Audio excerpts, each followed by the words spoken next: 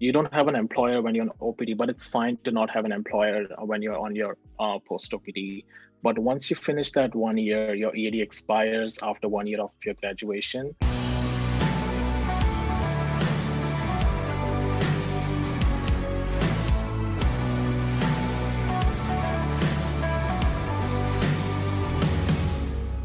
What's up, everyone? Welcome to another podcast episode. This one is a very interesting one because, one, I learned a lot of new things in this podcast episode. Of course, from the title, you can tell that. But also, this guest, I just met him during the Instagram live session. So, follow me on Instagram live session. One, to attend the live sessions, and two, to feature on my podcast episode. But also, Harsh is his name. Harsh is our today's guest. Something very interesting was that he lost his job during his OPT period, and to figure out what he needs to do, he did a freelancing. And of course, I have heard from Rajiv ji during our immigration session, but now we have the first one who have actually gone through that process.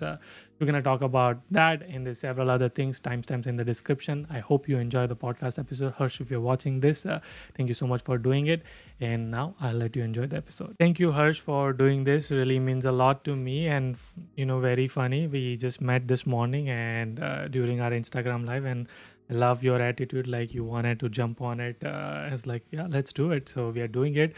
Hopefully, I'll be able to edit it for tomorrow, so we can upload it tomorrow. So it's gonna be like the most instant podcast, like a Maggie. But thank you so much That's for funny. sharing your journey with us. Thank you so much, Yudi, for having me. It's really great to, be live with you. Me speaking in your podcast is a big deal. My girlfriend's a huge fan. Her name's Alex. She's a huge fan of you and Caitlin, Thank and you.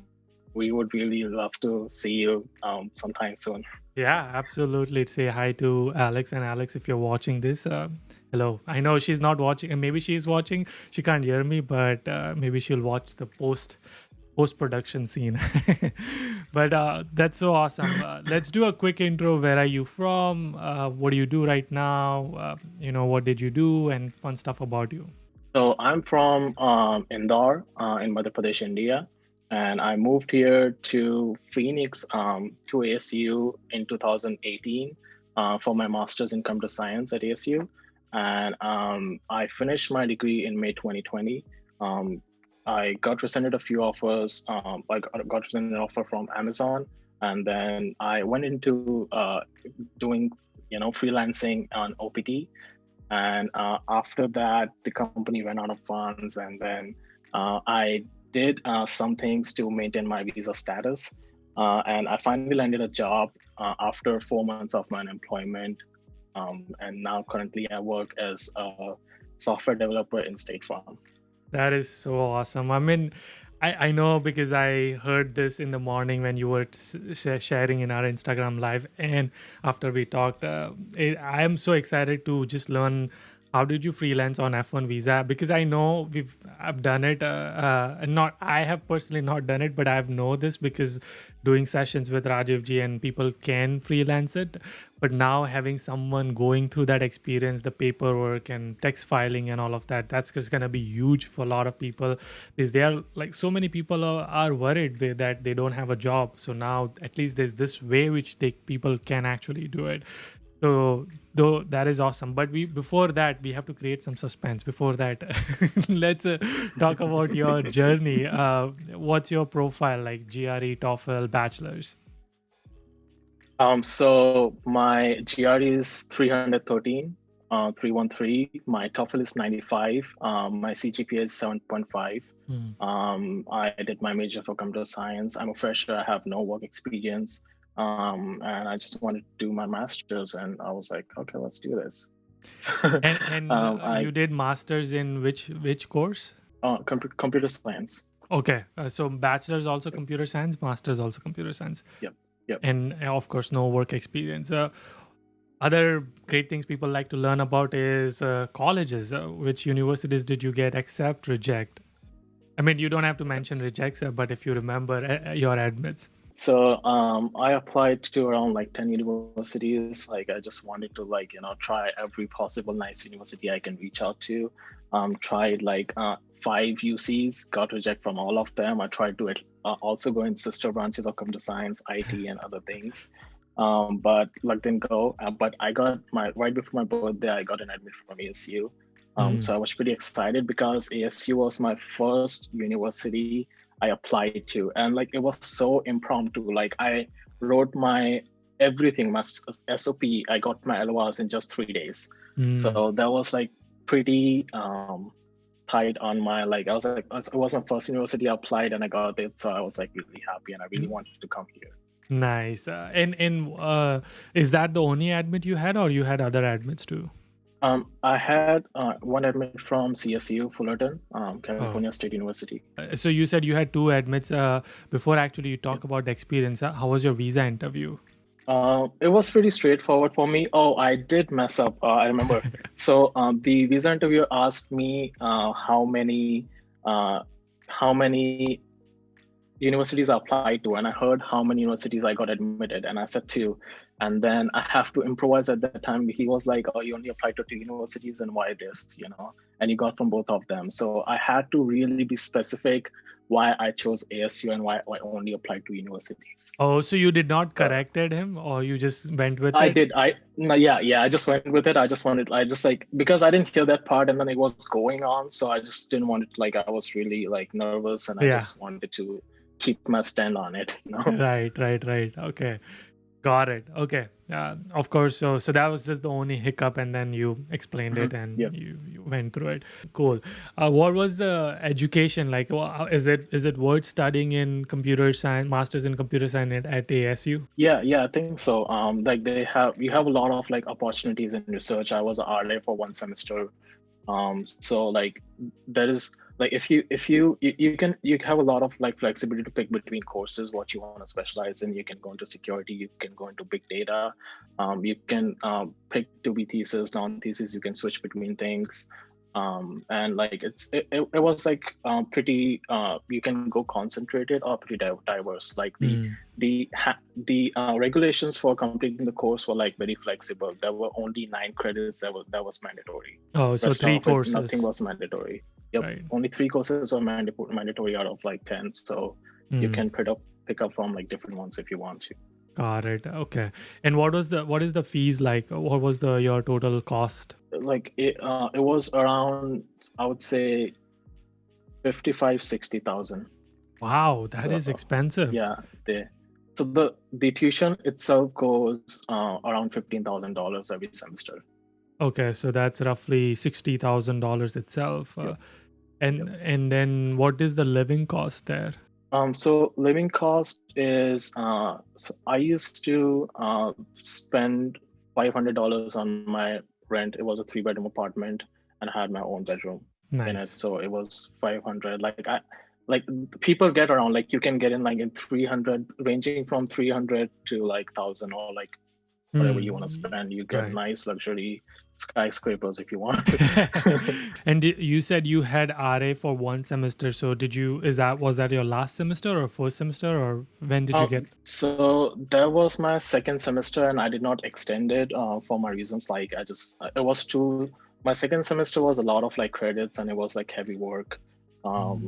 So I decided not to continue it. Like I didn't go for like, I want to continue it for another semester. Basically, other 2 semesters you just didn't have any on-campus job. The only time you had was 1 semester because the coursework and your work was taking too much time and you wanted some free time. Okay, got it. Okay. And how did you get that RA? Did you just reach out to professor, or like what was the trick? So we have a job portal where they post jobs and everything. So I applied to a lot of them and I would personally go and reach out to professors, study their research material. And then so my professor asked me to pick a time slot. I picked the earliest one and I went an hour early. And so I got like almost 1.5 hours to spend with him. And like I got involved so much in like the project that he was like, okay, you understand it, you got it, there you go. Nice. That is awesome. I also heard like some of them even get tuition fee waived off. Yep. So you get 100% tuition fee waived. You get like $25 an hour, which is like really nice. So basically, this guy studied everything. For He didn't have free. to pay anything. But those opportunities are like not as much. Like you really have to Yeah. be at the right time and have the right skill Hmm. to pick that Yeah, job. yeah. No, absolutely. So that's awesome. So obviously you went through your journey, and then that's where the job search period starts. Did you have any internship, or that was it? Did you get any internship in your summer or anything? I continued my RA in the summer too. So Okay, got it. Okay, so how was your job search? Like, when did you start? And like, because obviously you faced the COVID times, right? Like that's mhm, when the COVID was at the peak, and that's when you graduated. mhm. So what was your job search like, and like what did you go through? So once I finished my summer, I had a lot of time because I didn't have an on-campus job.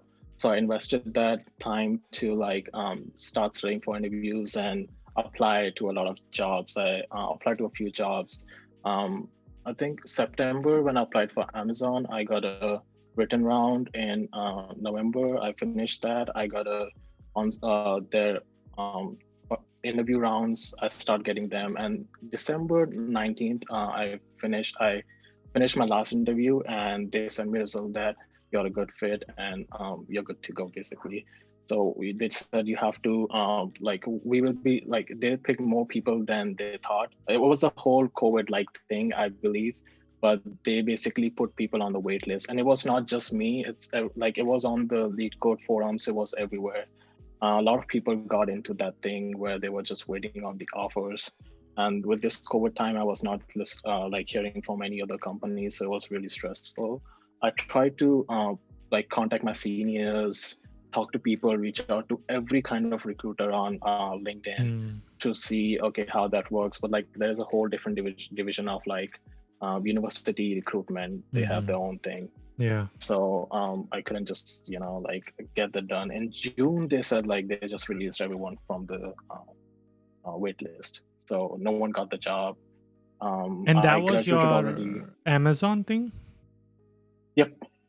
Okay, so let me track back. So what was the process for getting that? Like, was it just online application, or did you get it through some referrals or job application? Like, what did you do to get the interviews? So for Amazon, it was like I just applied straight up on the website and I hear back. It's usually like you hear back if your resume matches. So you have to be really like I attended a uh, few like seminars and stuff like Mm, at the university, and they literally said like the one thing that I would do when I would go into the career fair is like not talk about like what company does, because that stuff I can get from the website. I would just ask them how the recruitment process works. And some of them have that like automated like screening of the resumes. Some of them have manuals. mm, So when they have automated, I know like, okay, this is how they screen it. Then I would go and put the keywords that I see on mm. the job description. So Yeah, it gets screened. yeah. And, so I landed job interview from Google too for my internship, but I did not go through the behavioral round. It was Mm. my first behavioral round, and I was like really scared. Yeah, You yeah. don't be 100%. Yeah, and you don't expect, actually. I think the other things which I've heard from software developers is that they're so technically prepared, but they're not expecting a lot of behavioral. And it's like that's so. Yeah, no, I totally understand. So okay, and then once you got your resume screen for Amazon, you had to do, what was the other process like? Did you have to go through coding round? Yeah, so there was like I think two rounds. When you start with the normal like Q&A of like debugging rounds, they Oh, would right. give you a bunch of codes and you have to pick that. And then the second round was actually a coding round. You get two questions to code, Mm, and then you get a behavior round as a second round once you clear all that. mm, mm, Once you finish that behavioral round, you get a final interview call. It's mm. like about 30 minutes, and you have to do it. After this, they started doing it 3 rounds too. So it depends like what time you apply. Right, But like right. 2020, like 2019 was a year Amazon was hiring a lot. Like a lot of my friends got an internship in Amazon. Mm. So it was like they were hiring crazy. So they were not as like Yeah. lengthy process of Right. Right. candidates. And so obviously you passed through all those rounds and you were put on the wait list, like, okay, Mhm, right now COVID is going on, we don't know what's going on. mhm. So that happened before you graduate, right? So it happened in January, and I was graduating in May. Right. So I had very good hopes. Some like one of my friends, like he just got an admit, so I was like, okay, it's coming, and like I waited for so long, and it never came until like May. When May hit, like I knew I graduated, I didn't have a job. I was on my survival skills. I was like, no, I have to get a job. And that's So when I've been you everywhere. Yeah, yeah, that's where Hmm. you pinged So everybody. You reached out to all the recruiters. Okay, got it. So that's when June came. So May happened. In June they told you that, okay, we cannot offer you job mhm. anymore. So that how long? So and how many days did you lose in your OPT by that time? Oh, I was lucky. So as soon as I know in May, okay, yeah, I hit graduation. I didn't get anything. My OPT started July first week, Okay, so and you I got had so aggressive. right, right. So you Like, already put the date behind. So you said, "Ki bhai, mhm, I want to start put my start date as July 1st." Okay, good. yep, yep. So I just wanted to make sure that I don't waste those OPT days. Those are very crucial. Mm, Like with this whole COVID, like people were not sure if they're gonna get a job, if they're gonna mm, get a status, or anything like that. For mm. me, it was like, okay, yeah, like you have to pay your tuition fee, and you just have to like get a lot of experience, like Yeah, to the point, like if you have to go back, okay, you go back, but you learn something, you gain something out of right, it. right. So that Yeah. that was my approach. Yeah, I just want to mention to the people who are watching what we are talking about is typically when you graduate, before graduate, I think before 90 days, you have to apply for your OPT and EAD card, which is what your employment authorization is. And you have to mention when do you want to start that. And you have to start within the 60 days of your graduation. So that's where he put, even though he graduated in May, he put the start date of July 1st. So he had that time frame where even he doesn't have a job, it's not going to count as an unemployment day. So if you wouldn't have a job until even July or August, then that would have started your 90-day counter. That Yeah. you're absolutely right what you said. It's like I push it to the last date I possibly can because I didn't have a job. Right, and that's the part which a lot of people ask me when to put it. I tell them the same thing is like, if you are getting calls, if you are feeling that you are having so many interviews lined up, and if you have strong feeling that you're gonna get hired, then keep a 1 month gap, because most company will be okay to push it to 1 month, unless it's a very small company and they need immediately. But if you have no calls and if you feel like less confident, if you need time for preparation and all of that, then push it to the very end, like 45 days or 50 days. So that way you have plenty of time to even prepare for interviews and apply for jobs. So now moving on to the freelancing part, which is the most exciting. I think a lot of people are watching this video just for this part. So maybe people have skipped to this part. So tell us, how did you thought about doing freelancing? What are the complications in OPT and the visa rules and all of that? I did a lot of study in seeing like what options do I have once I didn't have a job, and I knew I had like 2 months until I get my OPD, employment started. Dates getting counted, and I reached to my ISSC. I reached to international services in universities. I talked to some of my friends. Okay, what kind of options you have? And I got to know the only thing that restrict you on your OPT is you have to do something that's related to your major. Hmm. If you can establish that connection, it can be an unpaid job. It could be something like you're working for a chemical manufacturing company. It doesn't matter. It's just like your major has to connect with something. Hmm. Um, that I knew, and I was like, okay, my opportunities now are open. It's just not like companies I'm applying to. I'm also applying to now people. I'm reaching out to people who need developers to get work. That way, I can make some money and pay off my own bills now that I'm graduated, and also gain some experience. So like this time is like one thing that universities, like companies ask when you apply and you have a long gap of like unemployment, they'd be like, what did you do in that time? Like, how did you hone your skills? Yeah. So I wanted to keep it sharp and be like, okay, this is what I do. And this is really cool stuff I worked on. That really actually helped me in the interview too, coming as the positive side of how I was coping up with the pandemic. It does it have to be paid, or it can be free? It can be anything. It can be unpaid. For It the could first be year, it can just, be free, but for the yep. STEM extension, it needs to be paid. Yeah. You need to have an employer. You need to have an employer who's e-verified, E-verified, and then right. he's paying your compensation. Correct. Right. So what was then where did you find these freelancing people? So if you go on Indeed, if you go on like LinkedIn is most for companies, but if you go on small websites like Indeed, Workaday, just like go in general, and there are some very small scale companies who also do that, and also independent contractors who are looking for it. They would just like go on Indeed and post a job that they're looking for. I got a couple of them. I got one for writing the patents.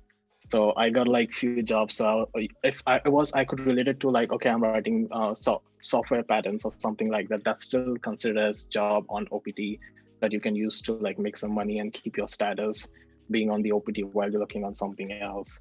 So you picked up some jobs from Indeed, and what is the process? So once you get EAD, obviously you have EAD, you can start working. Do you have to report back that you are working on this contract job, or you don't have to do anything? So the thing is, like, you just need to communicate with your ISSC, like universities, like international student, and like they Right. should know who the employer is, because until you're on F1 visa, university is the one that That maintain manages your yeah. profile as someone working in the United States. Hmm. So you communicate with them. They will give you the right steps on what to do to make that process. And you also have to put entries in service, portal Yeah. and stuff like And that. So you don't have to they'll do just it, tell you. right? They will do it for you, like your DSO will do it for you. And so same thing. So assuming, let's say your first contract lasted for 2 months, that was just for 2 months project. Then you have another independent contract for another 2 months. So once you change, you have to go and tell your ISO that, hey, now I have this contract and I want you to update it. Okay, got it. Yeah, there's like 10 days. Every time you change an employment, you have 10 days to report it. If you don't report it, there are, like consequences. But you should always communicate with your university. If you do that, they can extend that. They can do a lot of things. They have a lot of control. It's just like you need to communicate that to your university that what are you doing? They'll help you. They help you in every way possible. Right. Biggest question is STEM extension approval, because that's where the catch is. Like, people might be scared, like, will I get STEM extension approved or not? Because I did not have a real job. I mean, you still had a real job, but not like a full-time employment. So what happens to my STEM You don't have extension? an employer. Right. You don't have an employer when you're on OPT, but it's fine to not have an employer when you're on your post OPT. But once you finish that 1 year, your EAD expires after 1 year of your graduation. That's when you have to file for an extension. And when you file for an extension, you need an employer to support your application. And that application goes into USICS. And it cannot be an unpaid job as well. So you have to make sure that you're making money while you're with that employer. And they have to be e-verified. They have to be verified. That's a big deal. Let's talk about your job currently, which is State Farm. I'm guessing that's where obviously you extended on your OPT on State Farm. How did you get that job, and when did you get it? So my neighbor was she's from Phoenix, so she was working in State Farm. The campus was right next to my university. Actually, you can climb the mountain and you can see one part is ASU and the other part is State Farm, and like big companies on the other side. Yeah. So she said she works there, and told her like, this is what I'm looking for, and she helped me refer to a lot of jobs. She actually stood with me and helped me a couple of jobs, and I got a call from one of them. And when I got the interview, I followed the same process. I studied the job description, and in my interview, I was like very specific. Okay, this is my experience, and this is how it fits in my job, and this is what I have to do to cope up with my few weeks of unemployment period while I was at. Mm. And the job which you have is software development? Yeah, it's a software developer job. Got it. Okay. So I'm just going to track back a little bit because something interesting you said, and I want people to catch that is you had OPT, you did some freelance projects. Then there was a time where you needed a little bit break from your actual contracting work. You went back to your college, university, and you said like, hey, is there anything you can do? And that's where obviously your university is like, hey, this is this program called Epics where they are tied up with startups and volunteer programs. So you did that, which in a way still had your OPD status going on because you were still kind of doing a volunteer position and also learning some skills for specific job skills. And that's where you also were also reaching out. So that's kind of something important for people to remember is like your university might have some resources while you are on OPT, and you are like you lose your job and you don't know what to do. This is something you can do, and this is again you have to keep in mind it's in the first year of OPT, not the second or third. For second and third you definitely need an employer with an e-verified with a paid position. Okay, now moving on to your State Farm, what like is there any specific skills you worked on, or like is it just full stack development? So my job title is a full stack development, but my project is very specific to conversational bots, AI bots, Mhm. and I have my So you are the one internship who background. people who when they go on State Farm, you are the one who's building that bot is like, hey, Yeah, I'm here. Do you want to chat with me? it's so what we work in a voice bot. So basically, when you Oh, call, like there was a yeah, time yeah, we yeah. used to have IVRS system where you go like to have this to talk to accounts, press Right. 1 2. Yeah, yeah. Now you just talk them as a conversation. Like they will be like, "Hey, how can I help you?" And you have to say in few words how, Right. Yeah. and they can direct you in specific things. Yeah, I So don't know that's if it is basically it is conversational in bots. right for people who are in India. They I don't know if in India this is implemented or not, but for people who are in America, for sure know this that when you call sometimes to customer services or tech support, or they will say like, "Tell us what is your problem in a brief words," and then you say like. I want to just talk to technical assistant and then they will connect you, or you will say like I want to check my balance, I want to get an insurance code or something like that.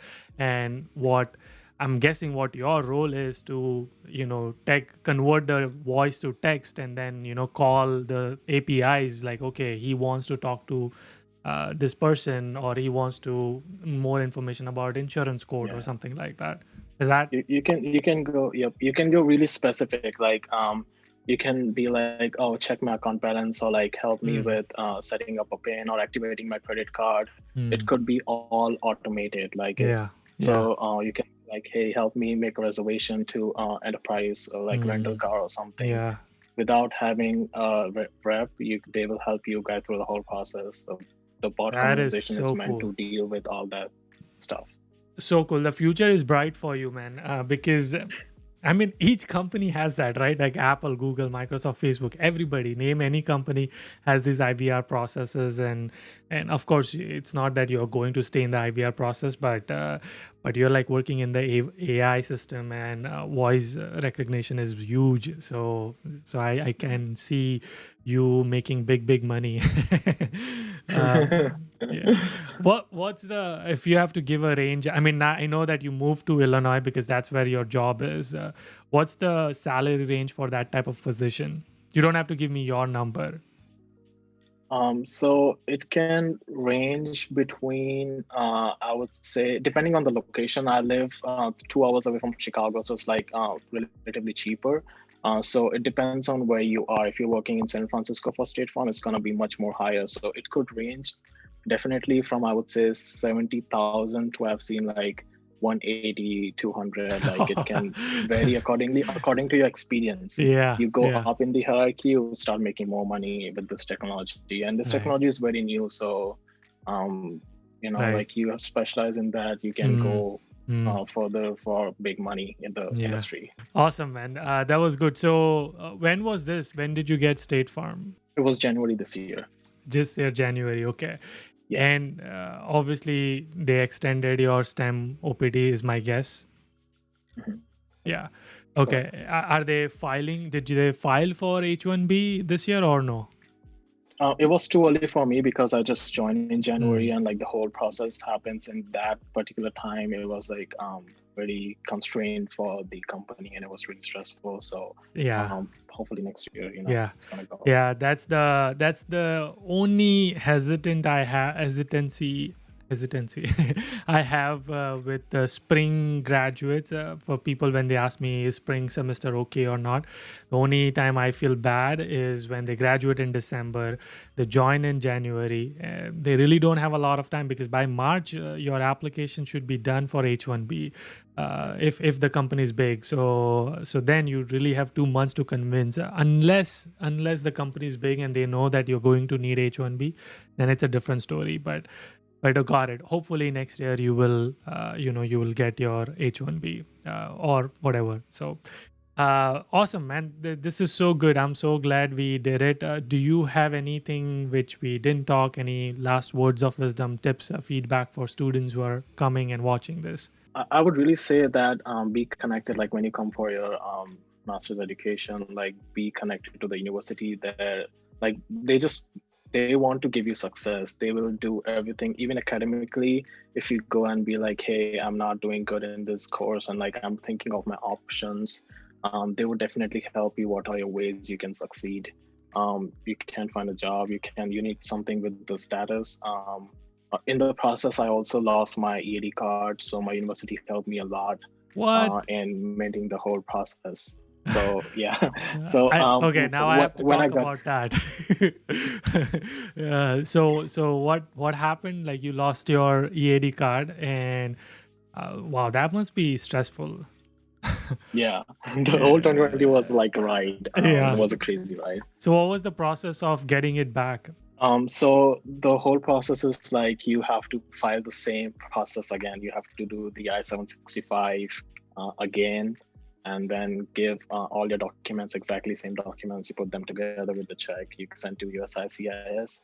But Mm. this time, what happened was like there was a jam there. Like there was a lot of pile in the Oh lockbox yeah, this year, yeah, yeah. and there was an issue at USICS were addressing. Like the people were like very concerned. Only 4 applications they said was processing in a day at the Mm. lockbox. Yeah, so they were going through all that, and it was a time when I actually got a job in State Farm, and I didn't have my EAD in my hand.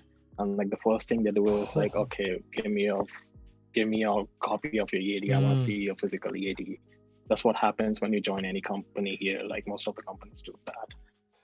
They verify your identity with that employment card that you have, the EAD card that you have. So what did you do Um, then? so I convinced my university, like I provided them proof and like how many, the whole process that was in media as well. USICS had to come and talk and address the issues. I like I brought them all together, my research, and I showed to them. I convinced them that if there is another way, they can do it. And seems like there are ways. Like you have Savis, you have your I-20, and that has all the documents. So there are always they will try to help you as much as they can. And Mm. my company did, and I was able to retain my job Mm. even without having the AD. Got it. Okay. Very, very, very important. This was so important because a lot of people might have lose like a lot of people might lose hope on these things. And so yeah, it's this is important for people who are watching. Stay connected with your DSOs, especially they are your best friends, and also like your international department, because they go above and beyond to help you and kind of go through, like Harsh said, that they want you to be successful. They want to have want you to have a successful life, so they'll help you. I'll leave your LinkedIn in the profile in the description so people can connect with you offline. Please don't spam him, and please, I'm sorry already because I know people will connect with you, but I'm sure you would be more than happy to help them in their process. So thank you again for doing this. You know how we end the videos. Until our next one. Keep smiling and keep hustling.